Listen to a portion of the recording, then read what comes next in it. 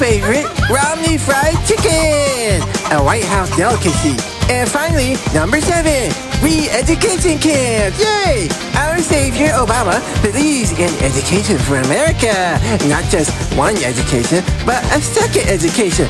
Re-education. Remember, re-education is free education, just like we promised in our campaign speeches. So that's why we are now activating re-education camps all across America. It's also kind of like free camping for everybody, because at these complimentary camps, which are surrounded with razor wire for your security and comfort, citizens who do not understand Obamism can be taught the principles of compassionate government through a series of lovingly delivered group beatings that we call social therapy. Yay, it's so much fun to watch that. I love that part. Remember, it takes a village to re-educate some people. And there you have it, the top 7 reasons to re-elect Obama. With your help, we can transform America into a whole new Obama nation. Imagine a world with free education, free camping, no more guns in the hands of citizens, free genetically enhanced food for everyone, and an endless supply of loving vaccines that are specifically formulated with mercury to enhance your intelligence, so you can think like we do. So vote for Obama in 2012. Take 41. Our illustrious leader, Obama, is so supportive of genetically modified foods that we... Wait a minute. We're not eating any of these GMOs in our lunch buffet here at the studio. And you've heard me talk about... Yeah, you gotta love the First Amendment and free speech. I hope you enjoyed that little animation that we just ran there. Yeah, there's a little bit more to it. There's an outtake at the end that's kind of funny. We're going to have this posted on YouTube and Natural News shortly, and send it over to the InfoWars team. That video actually does plug InfoWars at the end. Also, it says stop electing tyrants, vote no Obama in 2012. So it's not a pro Romney video. It's not pro anyone. It just says that look at the track record of Obama. This is obviously not the guy that we want running our government for the next 4 years. I mean, as if we need more grenades sent to the Mexican drug gangs. I'm not sure how that's supposed to help anything. I got a couple other interesting items here. I mean, I know it's been a whirlwind of news today. So just to take a quick breather from that and show you some other interesting stuff, Alex requested me to bring this in. This is Similac Go and Grow soy-based formula for babies. And if you let me turn this here so we can get it just right. Oh, here we go. The ingredients we're showing on Prisonplanet.tv. Check it out. This is the famous ingredient list right here. 42.6% corn syrup solids. All right, that's infant formula for you. 42.6% corn syrup solids, followed by 14.7% soy protein isolate, followed by some safflower oil, and then another 10% sugar. That's on top of the 42.6%, and then another 8.4% soy oil, and probably genetically modified because most soy is genetically modified. So if you look at the first 5 ingredients of infant formula sold in America today, 4 out of the 5 ingredients are sugars and soy. I mean, come on. Come on. Is it any wonder why we have a problem with children having learning disabilities or being diagnosed with the false disease of ADHD or ADD? Is it any wonder why obesity is a problem, why sugar addiction is a problem? This is real, folks. This is not a made-up label. This is right here, the Similac infant formula product. There, yeah, there's the front cover. Oh, look, it's got a cute little fuzzy teddy bear on the front right here. Look at that. Oh, the cuddly teddy bear says it must be good for you. And it says right here, soy-based formula, balanced nutrition for older babies, 9 to 24 months with iron. Oh, they put some iron filings in there or something. Great. Have a little iron with your soy and your sugar. It'll make you magnetic. They give you like a magnetic soy-based personality. Hey, you could be a trendy. You could actually be your own trendy and star in your own videos of why we should change our light bulbs or something like that. I'm sorry, folks. I cannot sit in this chair without having a little bit of comic relief at some point throughout the show. It's just so intense. All right, here's something else. Japan diet glasses fool wearers into eating less. Now, these are augmented reality glasses that scan the scene, and then they augment. They have a display in them, so they place a new image, an apparent object on the scene that you're looking at. And the way this works is when you're eating a cookie or a muffin, these augmented glasses make the cookie appear larger so that you eat 10% less because your brain thinks you're eating a larger cookie.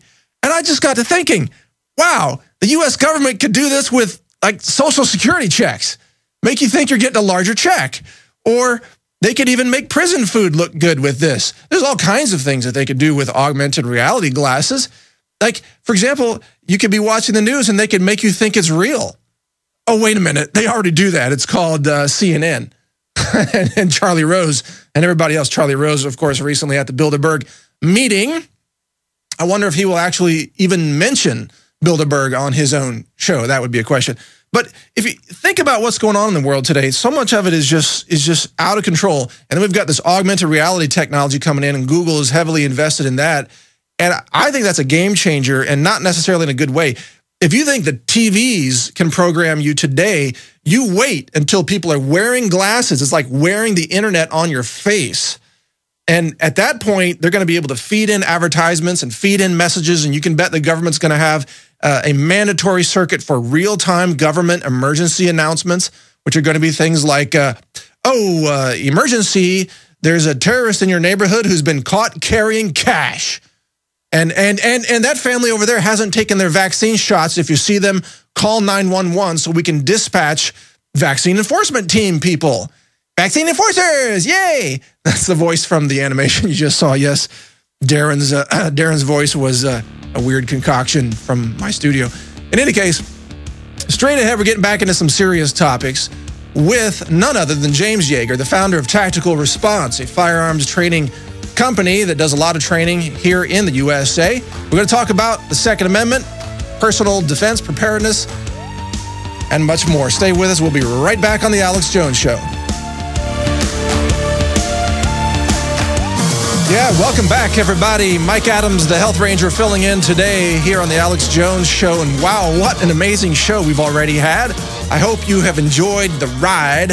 A lot more coming your way. We've got InfoWars Nightly News being broadcast tonight, of course, as usual. And then tomorrow on The Alex Jones Show, there's a guest host. What's the name of the guest host, guys? John B. Wells. John B. Wells, yeah, a host for Coast to Coast. He's going to be hosting tomorrow, so I'll be listening into that.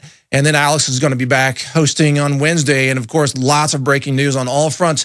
Now, in this segment, I've got an amazing guest for you, truly an amazing guy. Absolutely extremely highly respected in the realm of firearms competency, self-defense training, military guys, law enforcement guys, you name it. His name is James Yeager, and he's the founder of Tactical Response, which you can find at tacticalresponse.com. And as many of you know, I've been a strong advocate of people just upping their skills in all kinds of areas, including self-defense skills, and I've been working on that myself as well. Recently took a class with Tactical Response and was just completely blown away by it. Amazing skills, and I encourage everybody out there to check it out for yourself. But he joins us by phone now. James, thanks for joining us, and welcome to the show. Well, thanks a lot for having me, Mike, and thanks for those very kind words. I'm flattered. Thank you. Well, look, I first saw your videos before I ever took your class, and when I saw your videos, immediately I got the impression this is a smart guy who's extremely competent at firearms. You really impressed me as knowing what you're doing. How did you get that kind of experience, James? Well, I assume you mean the YouTube videos. Yeah. Well, it's just, I started shooting when I was young and started competing. I started working undercover as a police officer and continued taking training and more and more and more. And I started a little training school, and I continue to train, to this day. I've taken on several hundred hours of training the last couple of years. And it's just, I view firearms as the only true American martial art. I view it as a martial art, and I follow it with that level of discipline. Well, that's a really good point. And by the way, I see for those watching on Prisonplanet.tv, they have shown your bad dude photo up. Is like you look so. I mean, truly, you're actually a nice guy in person. You look very intimidating in this picture, though. But which one is it? I'm sorry. That's the one. You've got the black shirt with showing your tattoos. You got an AK. That is in the belly of the Death Star. That is in the parking garage of the NRA Center up in Fairfax, Virginia. Oh, that's funny. That's funny. And why an AK there for that picture? that's my trusty AK. I have a truck gun, and what better than an AK-47? Right on, right on. And I see you got your finger trigger safety. You're practicing what you teach there. That's good. Right. So a bunch of questions for you, James, because the audience, of course, here is very much into the Second Amendment and having the right for self-defense. But one of the problems that I see today is a lot of people are buying firearms and they're sticking them on the shelf. And that concerns me. Does it concern you?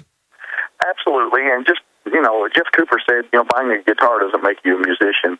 Buying a gun doesn't make you safer. And but the good news is, Mike, that there's an overwhelming number of people going out and getting firearms training. That doesn't match the amount of people that are buying them, but still there are more people coming to train, and that is a good thing. What kind of trend are you seeing then? For example, is your student roster just jam-packed this year compared to, let's say, 2 years ago? Or what's the story? 2008, 2009, 2010, 25% growth each year. 2011, 50% growth, and we're looking at another 25% this year. Wow. Wow. So you've more than doubled in just a few years. That's incredible. And I noticed that the class I took from you, you weren't teaching. You have instructors that are teaching. How many instructors do you have that are fanning out across the nation to teach people competency in firearms? Well, I've got a small cadre of full-time guys. There's 4 of us full-time, and then I've got a huge adjunct number of guys that come in to help from time to time on different schools and classes and stuff like that. So I've got about 20 guys altogether, and last year that was enough to train 3,110 people. Wow, that's huge. How many rounds of ammo were fired through all of that? A few million rounds. Yeah, probably close to 3 million. Probably. Incredible. Speaking of millions of rounds, by the way, here's something I want to ask you. A lot of people are concerned when they saw the Department of Homeland Security buying up a contract they awarded for 450 million rounds of hollow point 40 caliber, mostly pistol ammo, of course. Plus, on top of that, lots of contracts for 223 and a lot of other things. I noticed in your class, when I was in your class, a lot of guys were talking about that. Do you hear a lot of people just chatting about that they're concerned about those kinds of things today? What do you hear? Absolutely concerned about that. We have all these economic crises that can hit us from either side. There are mutterings of martial law, and that's what that ammo might be for. So there's a lot of skepticism, and there's a lot of people that have concerns. Just that come to class all the time. Yeah. Well, but at the same time, though, I think it's important to point out that your school trains a lot of law enforcement, a lot of undercover cops. In fact, I've got a history of volunteering and being involved with law enforcement in Arizona and helping those guys out there. But the law enforcement that I see in your classes are guys who are also, with the program. They're like, we're not giving up our guns, and they're the cops. Absolutely not. And, I believe they're going to have to bring a foreign military in to snatch our guns away from us. But by and large, the people that show up at our classes are patriotic American citizens, and they believe that the Second Amendment does not give us the right to keep and bear arms, that God does, and the Second Amendment recognizes that. Right. You're exactly right. No, I'm really glad you pointed that out, because the Bill of Rights, all it does is codifies the natural God-given rights that we are born with.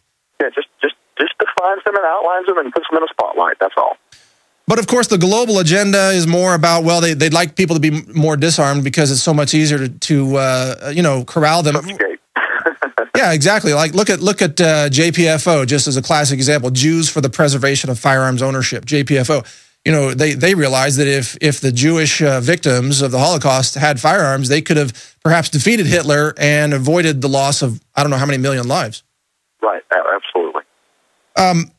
Let's talk about gun myths for a minute, because a lot of people approach firearms, they have a lot of mythology surrounding it. For example, people like to use cars for shelter when they're getting shot at. Tell us about why that doesn't work. Well, it doesn't work because cars don't stop bullets effectively. If you walked down beside a car and you fired 10 handgun rounds through it, 6 or 7 are probably going to get through it as you walk down the side of that car. And the thing is that I'm not a very lucky person. I don't buy lottery tickets. And so depending on